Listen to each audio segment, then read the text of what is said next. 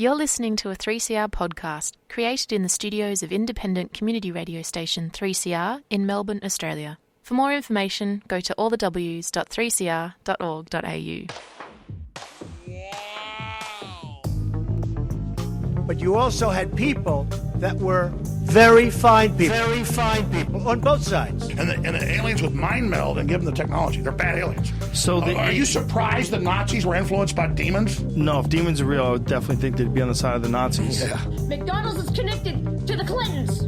They chop up the bodies and put them into the sausage and hamburgers. People are being cannibalized. Look it up. And I'm watching CNN talk about this as violent white nationalist protests. We have done everything in our power to keep this peaceful, you know? It's Pepe's become kind of a symbol. Welcome to Yeah Nah Pasaran, a show about fascism and its gravediggers. I'm Cam Smith. I'm Andy Fleming. And this week we are joined by Talia Jane, who is an independent journalist and the main character in some right-wing fever dreams. Thanks for joining us, Talia. Thank you. Yeah, I love America and patriotism. I just want to be very clear about that. I am a patriot and well, I was going to say, Talia, it's a little gauche to bring up money, but you first made a big splash in the public sphere, raising the fact that you couldn't make a living wage working in tech in the Bay Area. You've then moved into the lucrative career of independent journalist. Yeah. If you wanted to make the pivot into anti-Antifa sort of whistleblower, which is actually a lucrative career. Yeah. Like, shoot your shot now, because after this interview, it's going to be a lot harder, I think. What do you think I'm doing here, my man? I mean, not to why are you blowing up my whole game? I've got a baby now. I got college payments that are going to be coming in a couple decades if we're still allowed to go to school. I'm trying to do something. Can we circle? Can we take it from the top? Let's start again. I'm a patriot now, is the thing. I'm not Antifa. I'm anti-Antifa. I hate Antifa. I think they're ugly and smelly. And I love America. What's America? Yeah. They got me all wrong, man. And you want to talk about whistleblowing. Boy, can I blow some whistles. Because I first did that advocating for, patriotically, of course, not as a blossoming socialist who would later become an anarchist, patriotically advocating for a living wage among the customer support representatives at a company owned by Yelp. And I don't know if people are familiar with any of this. This is why I'm giving the backstory. But it was this $2 billion tech company that was paying full-time customer support reps minimum wage in the most expensive city in America, where nobody was able to afford rent. A lot of people were living at home. There were people who were fully unhoused working there. We were not allowed to take home snacks that they had plenty of, that other higher paying engineers and whatnot didn't bother touching because they were going out buying $20 bowls of salad or some bullshit. And so I finally snapped and I was like, this is trash. And then they raised their wages. They fired me and then they raised their wages and they claimed that it was a normal thing that they were planning on doing anyway, which was not true. You know, these big companies are always thinking about ways that they can improve wages. Yeah. They were really concerned about the cost of living for their customer support reps. And they made that known when I asked if they were going to give me a raise, as they had claimed when I first got started that they might do if I performed well. And they laughed in my face. So it's a good sign. Always a good sign that you've got a very pro-worker company. Then I got slandered and attacked by a bunch of really insane right-wing media. And so I was like, all right, well, then I guess I have to go lean into my Jewish roots and control the media. And as part of being a patriot, I'm also weirdly anti-Semitic towards myself. That's my new thing also. It doesn't make sense, but it also does. You moved into the world of independent journalism. Could you tell us a little bit about some of the things that you cover? Yeah, so I primarily cover protests and social movements. I've also researched and monitored far-right extremism and conspiracy theories and disinformation, specifically focused on New York City, because that's where I live, but also monitoring broader trends that way. A lot of my protest coverage is centered in New York City, just because I don't got no money. I can't be hopping around to all these different places because I don't have money. So I don't do that. But if you give me $50,000, I will tell you the name of one of the top Antifas. I can give you so just putting that out there for anyone reading the transcript or listening in on this. 50K. I give you one of the top. It's a famously very hierarchical or literal actual organization. Extremely hierarchical, but I can give you maybe like third tier for 50K. And then I can go cover protests elsewhere, but it's mostly in New York City. And it's mostly not fascists, but sometimes fascists. And they all know me and they love me and they think I control the weather. Talia, you mentioned conspiracy theories. You found yourself at the center of one. Could you tell us why people think that you are the secret Antifa mastermind of January 6th?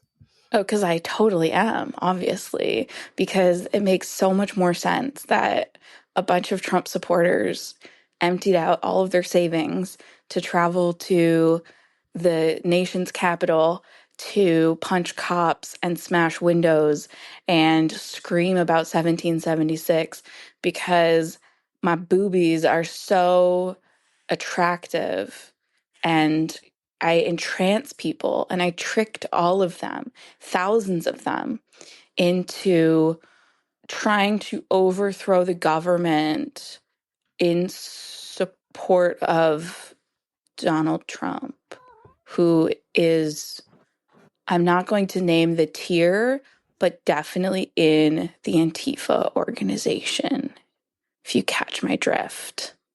So it's important that we had to get our guy in there.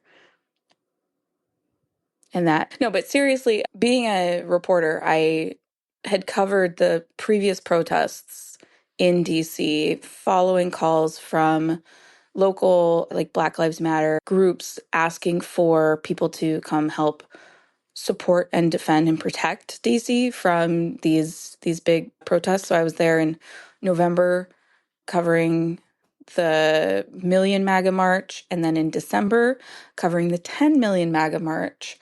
And then those were both the lead up to January 6th. I don't think people really realize this unless they had been reporting and following these spaces. But January 6th didn't happen in a vacuum. It came from multiple previous large-scale demonstrations organized by a slew of MAGA right-wingers with like Roger Stone and Alex Jones in attendance and speaking and all these names that you know involved. And it was almost like they were like each time that they went, they were testing the waters, figuring out where they could go, how the police responded to them, getting a lay of the land, things like that. And then, so when they announced Stop the Steal / Wild Protest, which would become known as J6, it was a multi-day series of rallies and demonstrations. And then the very last thing on their schedule was a rally at the Capitol. And during Trump's speech that morning, I was there covering the people over at the ellipse or the big penis monument, Washington Monument. I was documenting people there, and they started to sort of walk down the street, this really big street. I think it was Constitution Avenue. And I didn't know where they were going, but I started following them. And then get to the grass in front of the Capitol, and someone runs by and he has like a phone, and he screams, "They breached the fence. We're taking the Capitol." And that's when a bunch of people who were kind of lingering around, didn't really know what was doing, all of them started to rush forward. And so I followed them. And then I proceeded to document what was occurring. And I was reporting all of this at the time.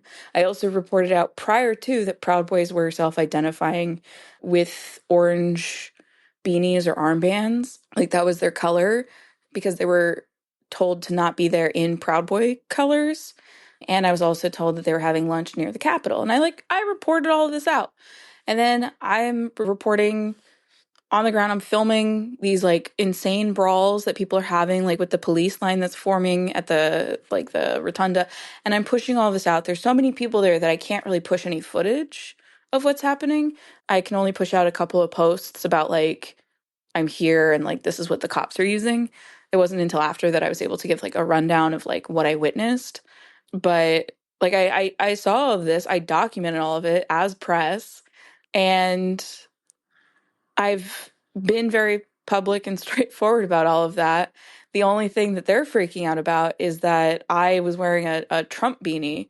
And that was because in November, when I had first gone to cover these protests, I was assaulted during a brawl between Proud Boys and anti-fascists. And like I was wearing full press gear. And it was like I was singled out because I clearly wasn't with the Proud Boy group. And I guess he decided, the guy decided like press were okay to punch. And then after that, I think the Proud Boys like released a thing about like don't attack press, but like only Antifa or something. But so like having been assaulted, and then it came to the awareness of Enrique Tarrio, and there was like a fascist, like a weird IP2 streamer who was like roaming around the Proud Boys at the December 10 million MAGA thing, hanging out around them at their hotel. And Enrique Tarrio was convinced that she was me. And he started to, I don't know, taunt or tease her or something. And she was sort of like, what are you talking about? I'm not her. Like, oh. And then apparently she got roughed up because Proud Boys decided that she was me, despite her clearly not being me and also not looking anything like me, and explicitly telling them that she's not me and she doesn't know who I am. So it became very clear to me that in order to continue reporting on these things, that I would need to have something that kind of put the alarm sensors, turn those off. So then I could just sort of be present in these spaces and not be at risk of being recognized or being hurt. And yeah, so I put on a beanie. And the crazy thing is that if in any other situation, people do not just go by like, oh, this person's wearing the same thing as me, so they're fine. Like, I've never seen that in reporting on like anti-fascist demos. People, like, if people are in block, like they're still like skeptical of each other, or like they can tell when someone isn't someone that they know. Even if they don't actually know each other really well, they can still be like, that person's an outsider. Or with the Palestine demos, they can tell when people are wearing like when they're the cops wearing keffiyehs, like they stand out in some way. Or like, but in the MAGA crowd, you put like a little Trump hat on and you just instantly become invisible. And invisible is crucial to being able to do journalism unimpeded in hostile spaces, being able to blend in and just be a wallflower. And that's what I was. But because of that beanie, which kept me safe, I'm now being accused of organizing J6. And there's a lot of layers of, holy, this is so stupid. But there's also a lot of layers of, holy, they're using this as a pretext to come after leftists and to rewrite reality in their favor. So that's fun. Also, I haven't said it yet. I haven't said it in a while. I'm a patriot. I love America. Okay. Talia, since January 6, Enrique Tarrio and various other very proud boys got themselves into a bit of trouble and went away for a while, but have been exonerated and released. I'm wondering, do you know what's become of that mob since, and are they operating in New York at the moment? In New York, to my knowledge, not really. But they also, firstly, a lot of them being incarcerated really took the wind out of their sails, But now we don't need to see, or not we, I guess, no, yes, we, because I'm one of the fascists now. We as fascists don't need to see organized fascist street gangs in order to exact harm against leftists and marginalized communities. So the need for the Proud Boys no longer exists. The will to operate under them doesn't really exist anymore.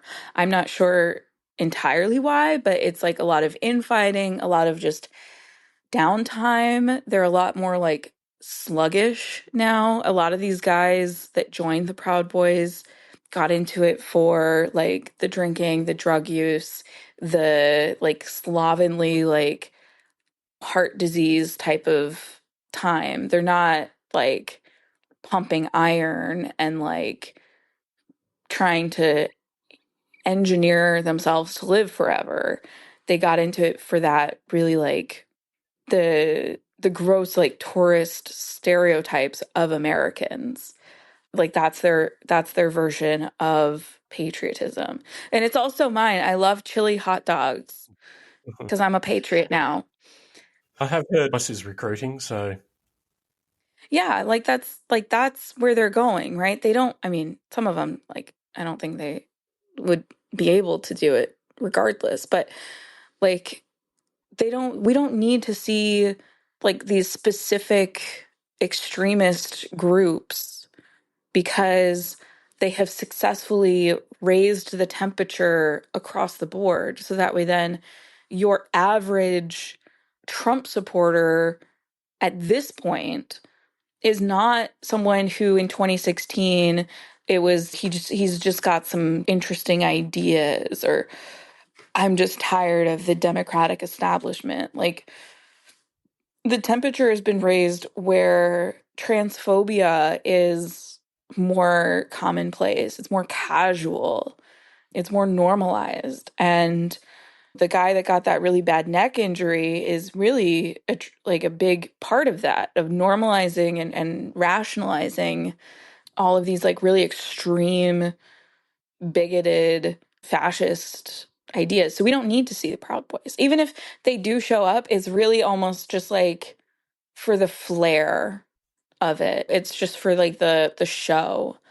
It's not, there's no like purpose the way that they used to try to be organized, and they successfully organized the January 6th Capitol riot and incited people there. And like that's why they served time. But like this is not like something that they need to do now. It's not something like you don't need, and it also they there's a benefit for them blending in to present these ideas and these extreme positions and this violence as like an organized, cohesive face as a group.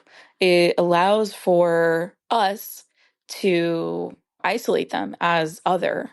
And now they're just being Joe Schmo who's screaming nonsense about like queer people or whatever. And you're like, oh, wow, this is just like a guy in the neighborhood who's got some really intense feelings about this thing, as opposed to this is a far-right extremist engaging in far-right extremist activity.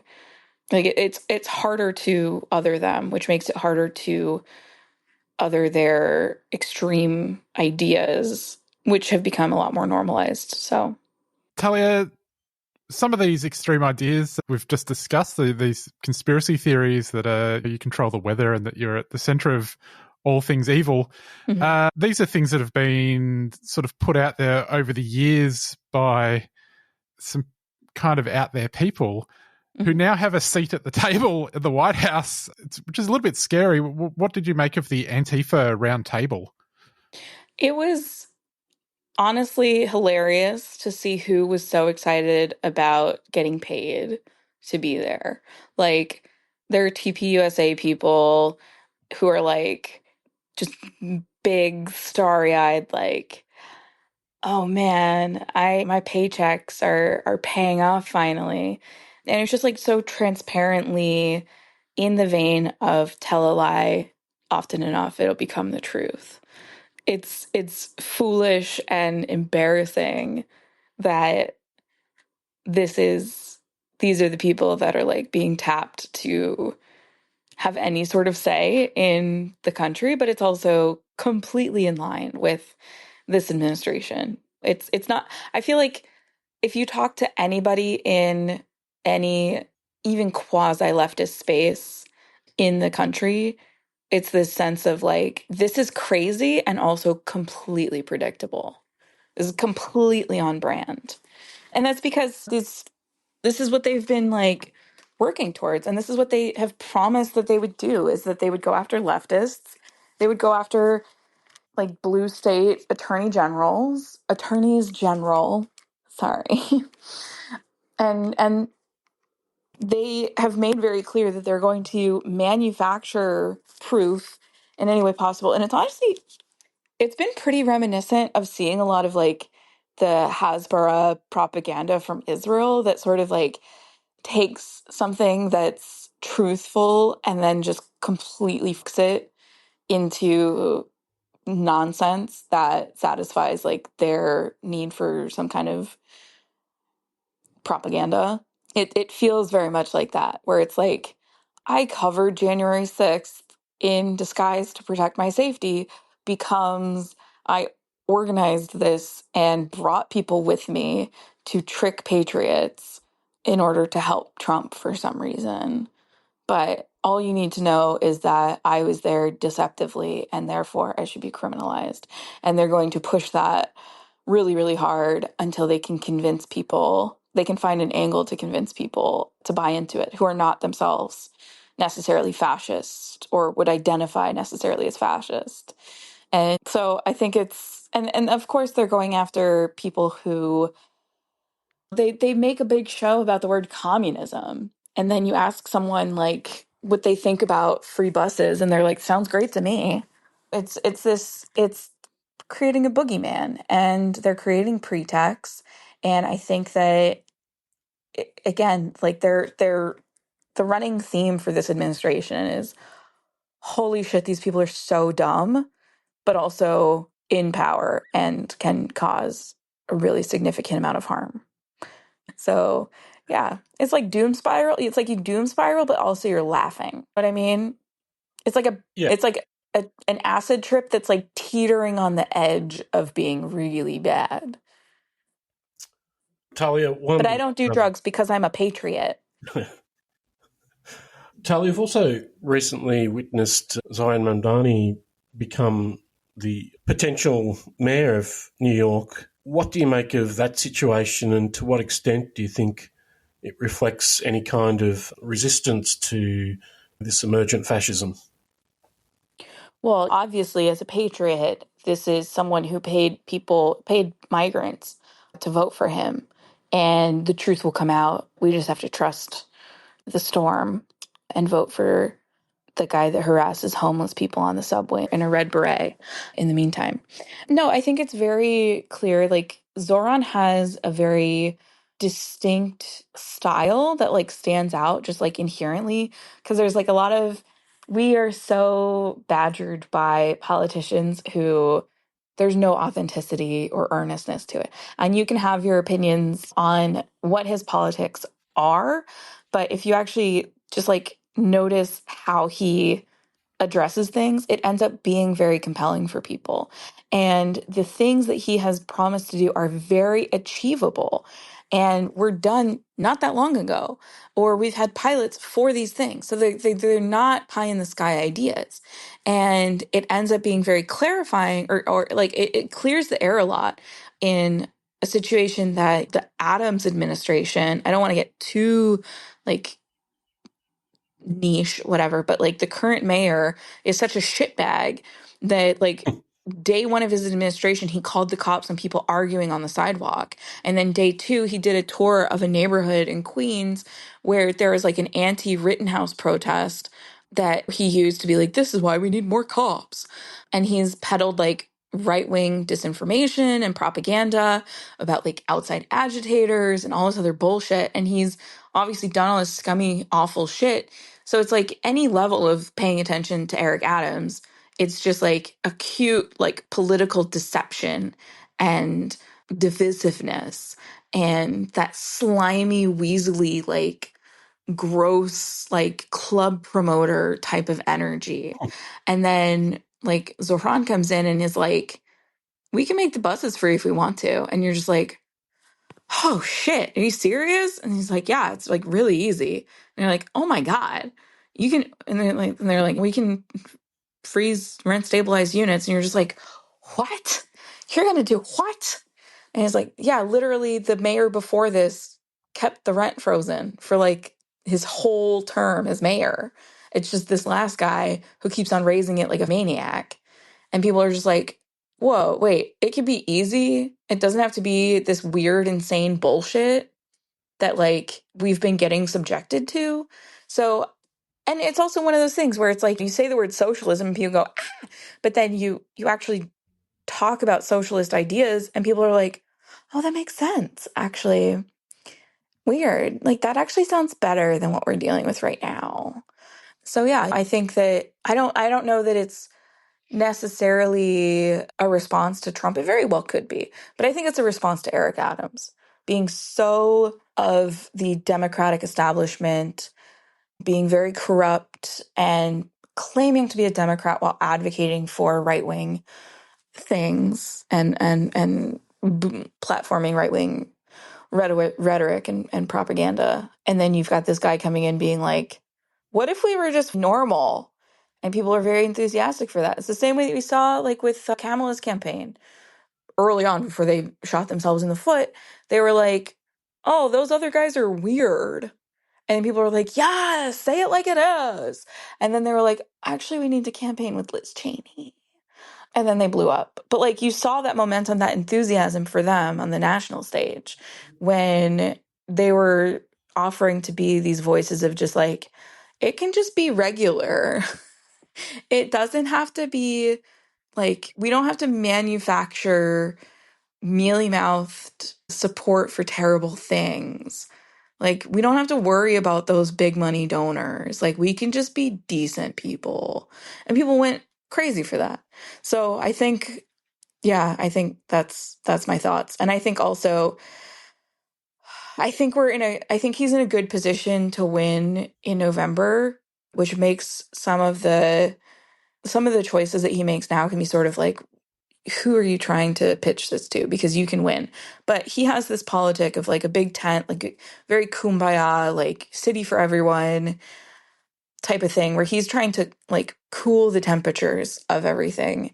And I think he'll be successful in doing that. But I also worry that he's going to get hurt, is the word I'll say, because there are people who are so aggressively like committed to the rhetoric and politics of the current, like the Trump administration. Well, Talia, we'll have to wrap it up there. Just before we go, though, there is a non-zero chance that someone from Kash Patel's FBI will be listening to this or reading a transcript. And as someone who might want to one day go to America, I'm going to quickly get a denunciation in.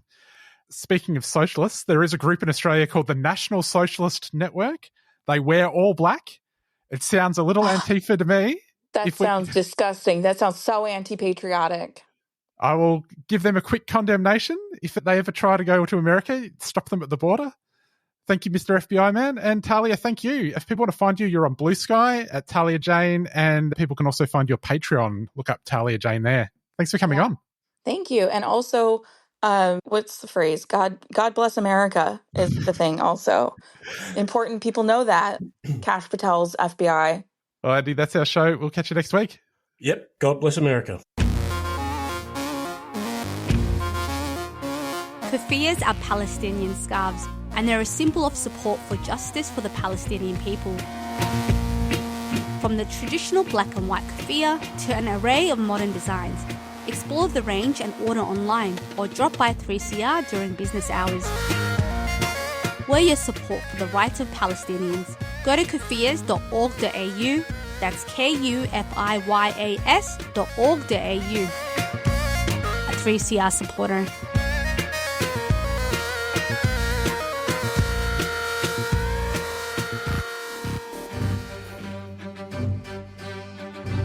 Hello there, I'm Virginia from The Gardening Show.